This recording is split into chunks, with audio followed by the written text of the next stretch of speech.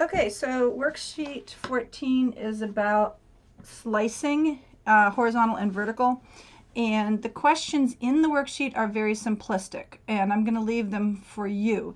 In fact, since you're slicing just a thing that's a line and you're doing trapezoids, you should get a perfect answer to everything. And that's not typically what you get. You don't normally get exactly perfect answers to everything.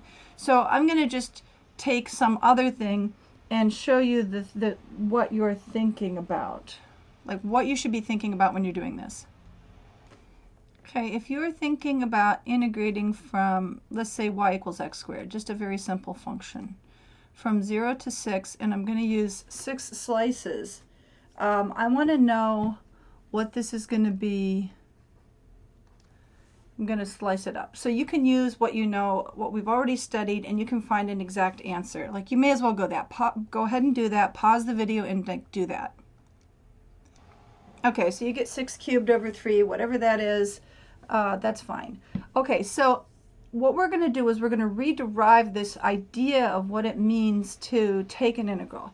And many curriculum approaches start with these slices first and then finally end up where we've already been. And so there's some pedagogical discussion about which we should show the student first. So we're on the side of showing you, like we showed you the straight up integration. Now we're going to sort of tear it apart a little bit more.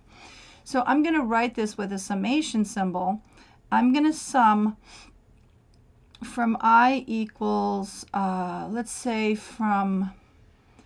I'm going to say 0 to 5. You could go 1 to 6. It doesn't matter as long as there's a total of 6 calculations. And we're going to do a trapezoid for each one. So let's say for I equals 2, I want to find the trapezoid here, this trapezoid. So how would I do that? So what's the formula for a trapezoid? Okay, so in the area of each trapezoid should be height, which is just going to be 1 for this problem, base 1 plus base 2. And in this case, so I'm thinking about I as being 2, for example. And in that case, I'm going to do base 1 is going to be I squared. And base 2 is going to be I plus 1 squared. So I'm going to add them and divide by 2. And that's what my ugly summation looks like. Now you can go ahead and calculate that if you want. It's going to be easier in your problems because you have straight lines to calculate. Now if you want to go ahead and calculate that, be my guest, you should get a slight overestimate. Okay, but let's say instead of calculating the area that way, we would prefer to take our slices from another direction. So we're going up to 36 here. And instead of taking our slices along the horizontal, maybe we want to take our slices along the vertical. I don't know if you want to take 36 slices or you want to split it up into some other number. But similarly, you still have to contend with these trapezoids. And in this case, it's more annoying because, let's see, we have y equals x squared. So x is equal to the square root of y. But you have to deal with the fact that your top one is x equals 6. So the top is x equals 6, and you have to calculate the other x as square root of y in order to find the difference between 6 and square root of y. And then it's a lot more messy for this problem. For your problem, it's not going to be that big of a deal because, again, it's a straight line, and the area you're being asked to calculate is on this side of the curve, so it's not going to be so bad. But that's the idea. In this case, you're thinking of the trapezoid. For you, it's going to be attached to the axis. So they're going to look kind of like either rectangles for half of it.